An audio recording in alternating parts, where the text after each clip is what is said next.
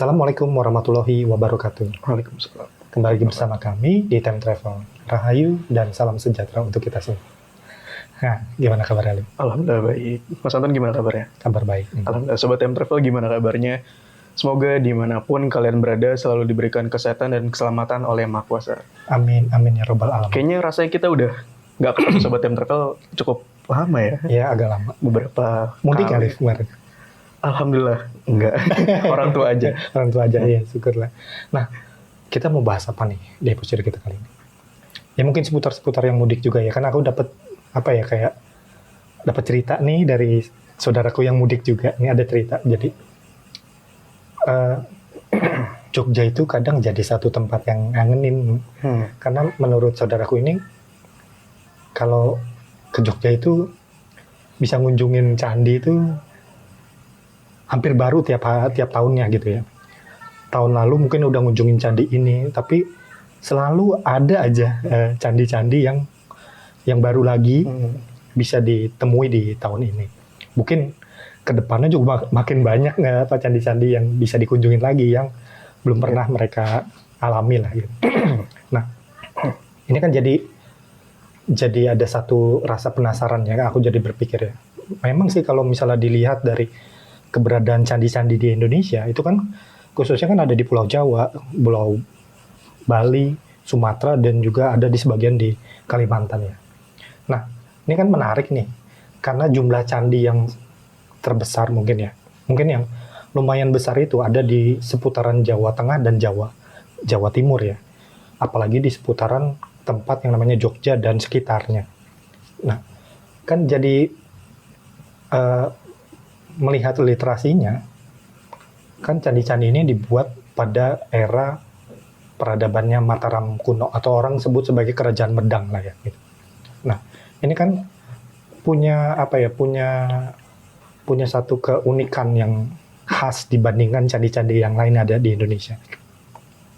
Karena material pembentuknya itu bukan dari era-era candi di masa yang lebih muda lagi. Jadi mereka tuh punya material yang lebih tahan lama kali ya. Jadi karena batuan-batuannya adalah batuan andesit gitu kan. Cuman yang bikin penasaran itu kan kerajaan Mataram kuno ini seberapa megahnya sih gitu. Dia sampai bisa menciptakan candi sebanyak ini gitu kan. Pasti nih peradaban yang besar nih, kerajaan yang besar di masa lalu kan gitu kan. Nah, itu yang bikin aku penasaran, Liv, tentang candi-candi yang ada di kawasan Jogja dan sekitarnya. Nah, yang jadi pertanyaanku, kalau di literasi itu kan orang-orang kan menyebutnya kalau kerajaan Mataram kuno itu adalah kerajaan maritim tapi bertumpu pada kekuatan ekonominya mereka dari agraria, dari budidaya tanaman padi gitu. Nah, apa benar seperti itu? Karena kan nggak banyak ya literasi yang menjelaskan tentang Mataram kuno itu seperti apa. Mungkin kita taunya dari cerita-cerita semacam Roro Jonggrang atau kemudian Ratu Boko ya. Jadi bahkan ada yang menganggapnya Mataram kuno itu kerajaan mitologis gitu. Padahal jelas-jelas ada peninggalannya. Nah, secara spirit ya, sebenarnya sebesar apa sih Mataram kuno ini gitu sehingga melahirkan yang aku bilang puncak peradaban lah ya, kemajuan teknologi orang-orang di Jawa kuno. Nah, silakan Liv. Oke. Bismillahirrahmanirrahim. Kalau bicara soal kemegahan, kebesaran tentang era kejayaan atau pada masa kerajaan Mataram kuno kan secara literatur ada, tapi sedikit. Saya juga baca. Sampai akhirnya kan lihat foto-fotonya tuh, candi-candinya. Yang paling kelihatan bekas peninggalan itu kan candi. Candi. Baik yang udah ditemukan atau yang lagi mau ditemukan, ekskavasi apa segala macam lah ya gitu. Kayak punya daya tarik magis tersendiri bagi saya ketika ngelihat foto-foto yang tersebar di berbagai macam platform dari candi-candi yang dibuat oleh kerajaan Mataram kuno era lalu, era zaman dulu.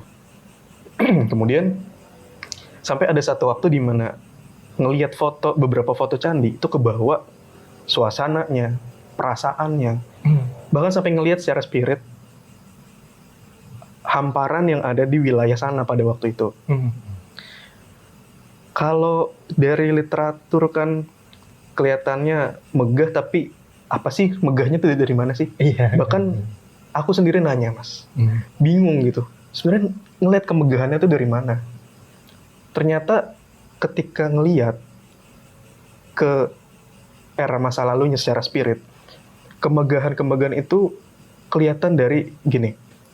Ketika saya itu ngelihat ada hamparan sawah, di mana di situ ada petani-petani yang lagi bercocok tanam padinya, terus di sekitar ada kayak semacam pondok-pondoknya, ada gubuk-gubuknya, terus nggak jauh dari situ kayak semacam ada tempat mungkin kayak lumbung karena di situ ada ada padi yang udah dipanen yang udah agak menguning gitu.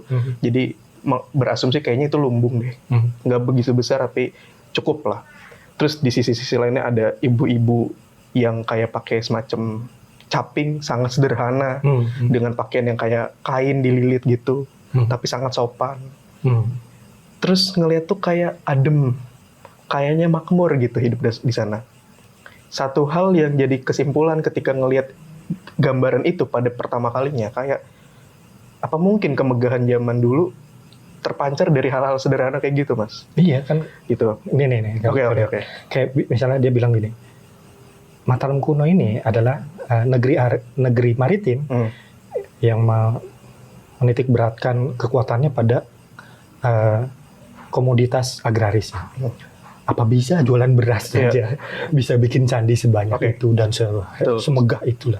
Itu bahasanya. Betul. Itu juga bagian dari pertanyaan kita sebetulnya ya. Tapi lanjut dulu ya. Oke. Dari ngelihat ada hamparan sawah, bahkan sampai nggak tahu seberapa luas wilayahnya, karena kan dalam literatur lagi-lagi itu sangat besar. Iya, betul. Dan kita juga nggak tahu kurun waktunya di era apa, kapan, karena kan juga masanya panjang kan kerajaan itu. Panjang, betul. Pokoknya ada satu kawasan yang kelihatan itu.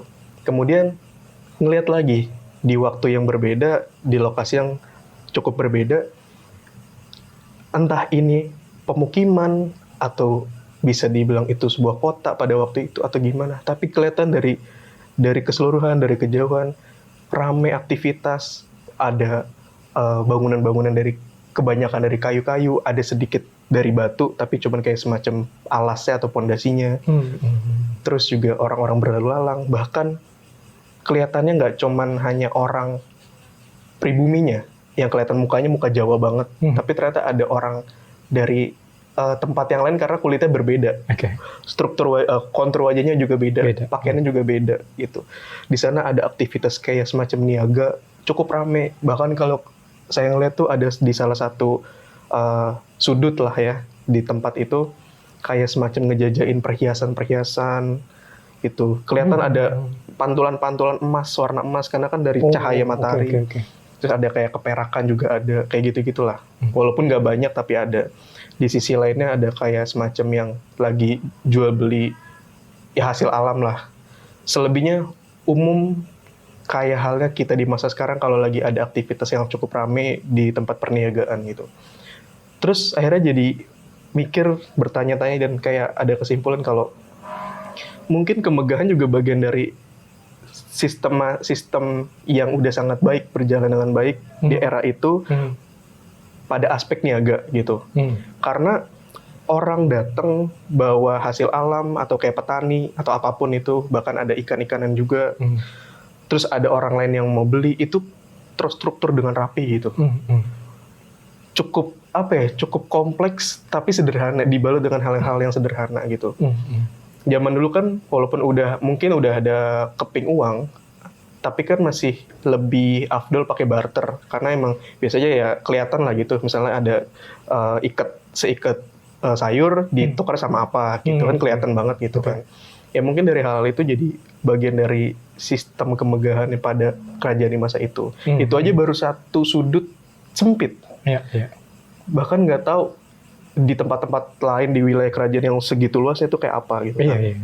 Tuh, kemudian saya ngeliat lagi di tempat yang berbeda, di salah satu sudut yang lainnya, itu ada kayak semacam sungai sungai di mana beberapa orang itu kayak lagi mancing atau kayak lagi ya nangkep ikan lah dengan cara sederhana pakai ada kayak rajutan bambu atau apalah gitu, bisa diserok apa segala macam.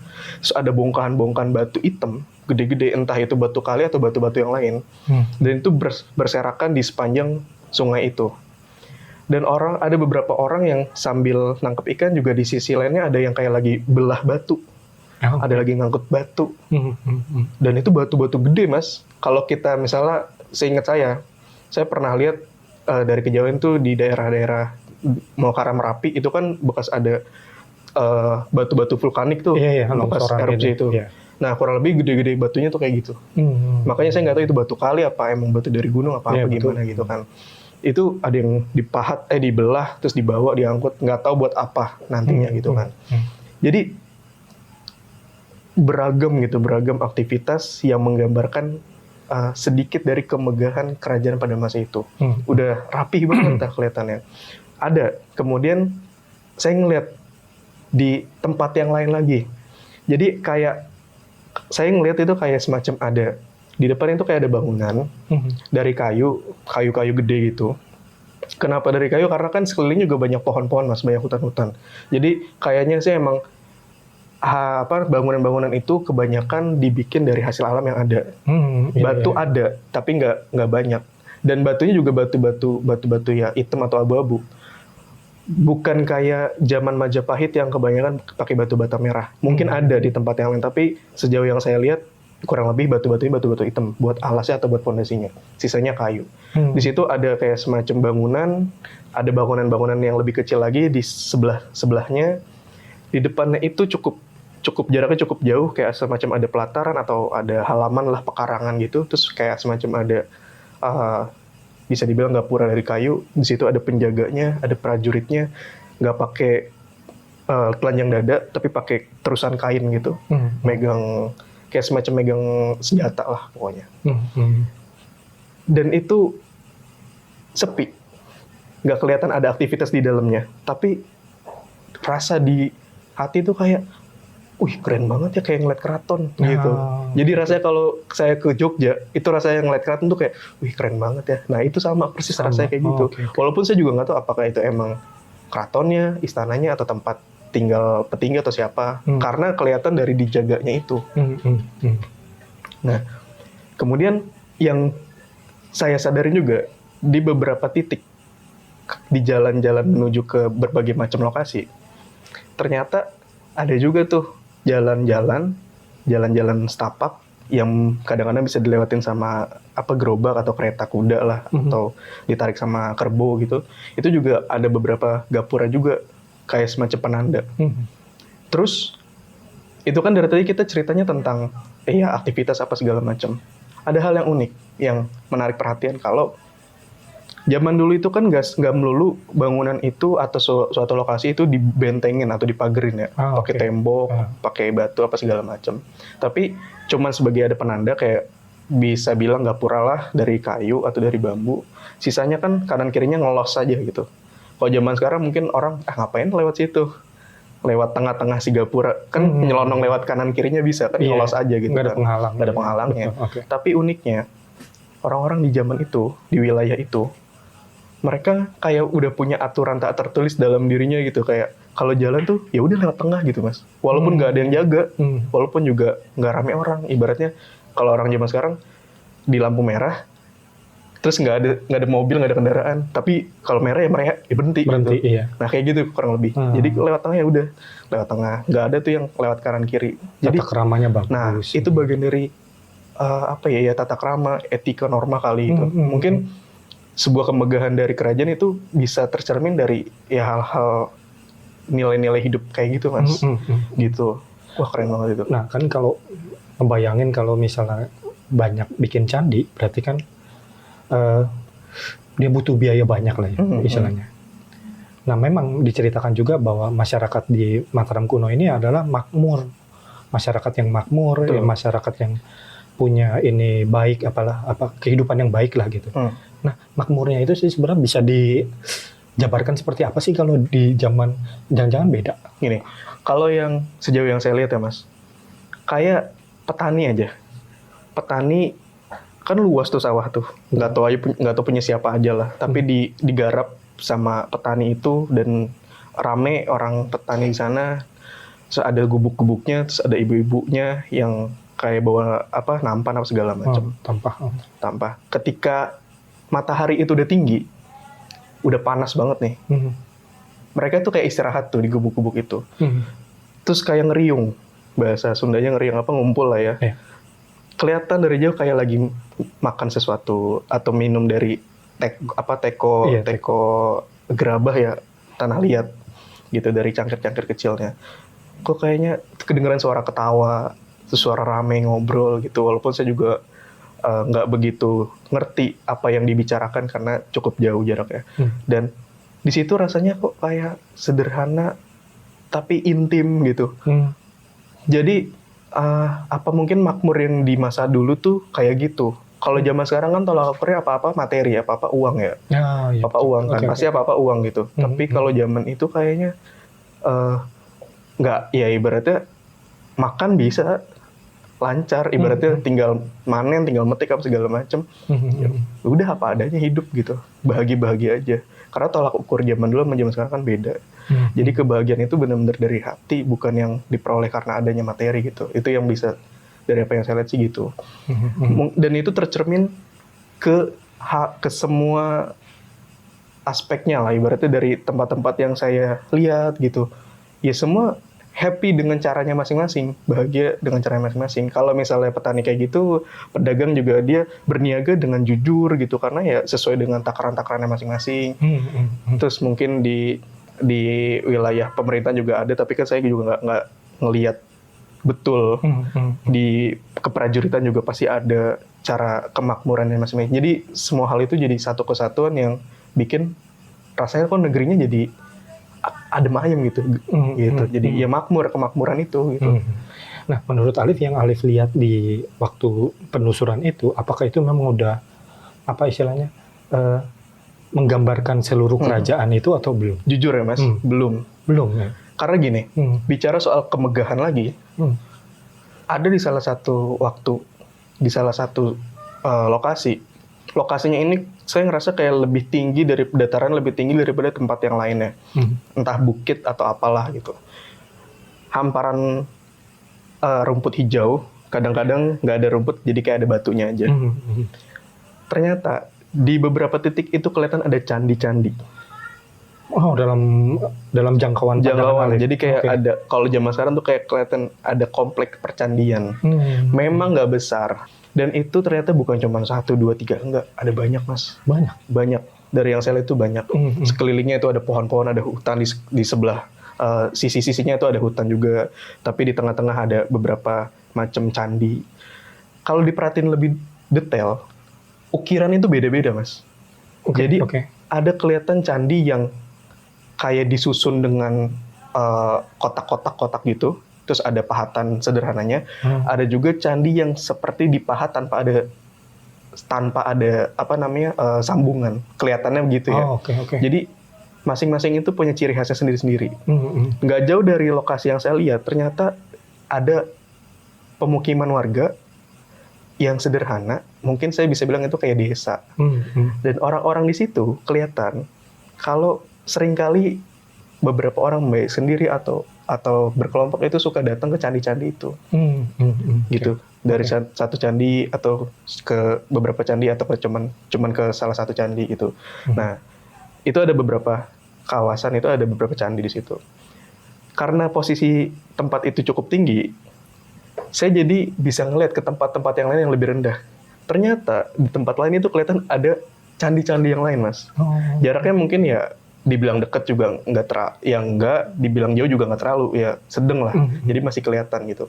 Dan itu ada candi-candinya bagus-bagus. Zaman dulu kan langit masih cerah, masih bersih, terus udaranya masih enak walaupun panas terik, tapi kan seger gitu, sejuk gitu, enak pokoknya. Kicau burung. Nah, itu aja cuma sebagian kecil dari yang bisa saya lihat di tempat itu.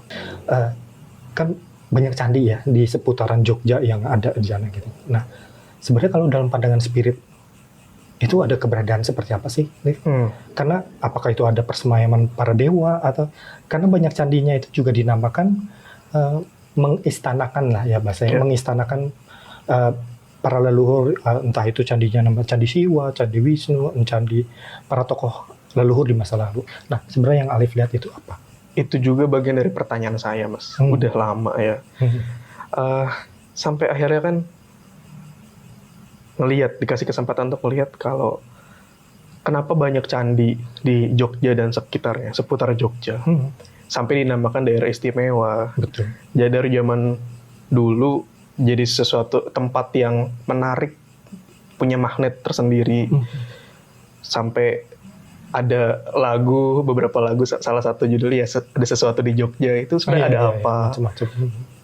Terus rasanya kok ngangenin Jogja tuh, pengen kesana lagi kalau udah ada yang pernah kesana gitu kan. Ternyata kalau Sobat Time Travel mungkin inget, ini juga mungkin flashback sedikit. Kita pernah angkat tentang ada namanya Gunung Purba Ngelanggeran. Gitu.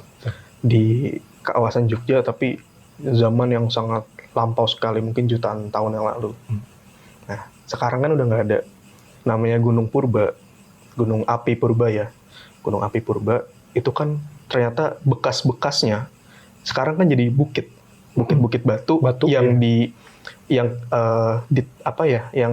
di atasnya tuh tumbuh tanaman-tanaman yang subur, hijau apa segala macam ya, karena bekas adanya vulkanik, aktivitas vulkanik, jadi subur tanahnya. Dan itu bekas-bekas peninggalan dari Gunung Api Purba Ngelanggeran itu sangat luas, meliputi kalau nggak salah meliputi beberapa wilayah, nggak cuma di Jogja tapi kalau nggak salah sampai ke Klaten. Itu luas. Dan sejauh yang saya lihat dan sejauh yang saya ketahui, kalau ketika ada keberadaan struktur alam di bumi yang sangat tua, di sana biasanya ada tokoh yang sangat tua gitu.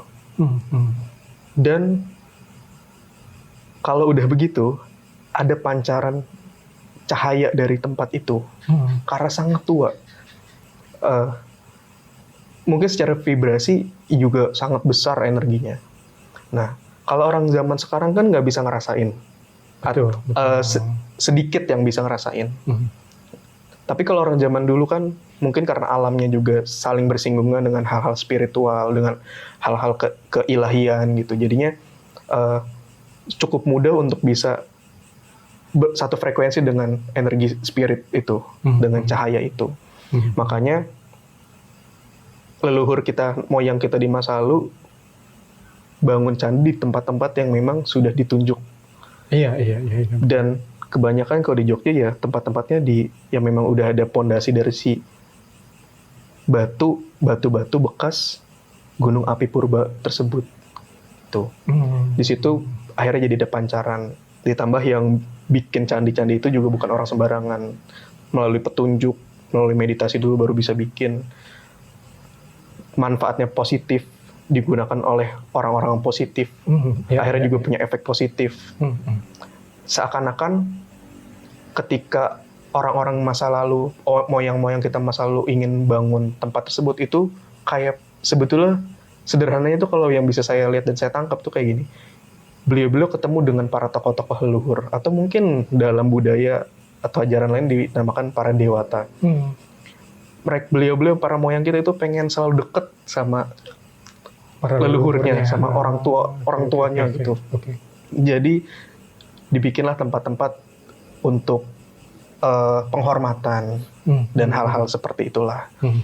Sampai akhirnya ya sampai sekarang, walaupun masih banyak lagi yang belum ditemukan, tapi saya yakin semakin lama semakin banyak ditemukan karena itu kan masanya udah sangat panjang. Dari kerajaan-kerajaan itu sampai zaman sekarang udah lewatin masa yang panjang, udah banyak hal-hal alam terjadi, mungkin tertimbun atau runtuh apa segala macam. Sampai sekarang kan masih terus-terus ditemukan kan. Ya, ekskavasinya bisa candi itu, dan kemungkinan besar ke depannya semakin banyak ditemukan. Di situ aja atau di tempat yang lain? Ya, pokoknya di kawasan-kawasan itulah gitu. Nah, makanya dari hal-hal itu ketika orang ke Jogja, baik cuman main atau bahkan tinggal atau kuliah, akhirnya ketika keluar pengen balik lagi ke sana, gitu. Ngangenin gitu, kayak rumah gitu, kayak rumah. Ya, karena ada orang tua di sana, ada yang sangat tua. Gitu sih, Mas. Oke. Mungkin itu sih ya yang bisa aku udah kehabisan pertanyaan lagi nih, tapi ada hal yang aku rasa tuh ternyata kalau kita ngelihat candi itu tuh kita mungkin berpikirnya bahasanya kalau dari kita sekarang itu cuman bagaimana sih pembacaan kita terhadap candi itu kan gitu, nggak serta merta itu ternyata ada kaitan yang lebih mendalam lagi di sana, apalagi itu juga terkait dengan para leluhur ya gitu. Mau nggak mau ketika kita datang sekalipun aja sudah dapat manfaat dan berkahnya yang lebih besar lah ya, tanpa kita harus melakukan apapun karena vibrasinya itu terpancar dan kita juga merasakannya. Jadi mungkin itu ya, di balik kemegahan Mataram kuno mungkin ini yang jadi salah satu istilahnya kemegahannya itu di sini gitu ya. Bahwa ada sesuatu yang spesial, ada sesuatu yang istimewa yang terpendam di bawahnya yang memberikan manfaat besar bagi kita di masa sekarang. Nah, kita ngarepin itu juga akan muncul lagi ya, kekayaan leluhur di masa lalu yang akan muncul lagi di masa yang akan datang, dan kita mendapatkan manfaatnya itu ya. Mungkin gitu. Cukup oke. Oke, Sobat Time Travel, semoga apa yang Alif sampaikan itu bisa memberikan kita pandangan yang lebih mendalam soal candi gitu ya. Bagaimana itu dibuat, dan ternyata ada hal-hal yang lebih filosofis dan terkait dengan para leluhur. Oke, Sobat Time Travel, semoga kalian suka dengan episode kita kali ini. Tetap like, share, comment, and subscribe untuk selalu terhubung dengan video-video yang terbaru. Sampai kita bertemu di penelusuran selanjutnya. Wassalamualaikum warahmatullahi wabarakatuh.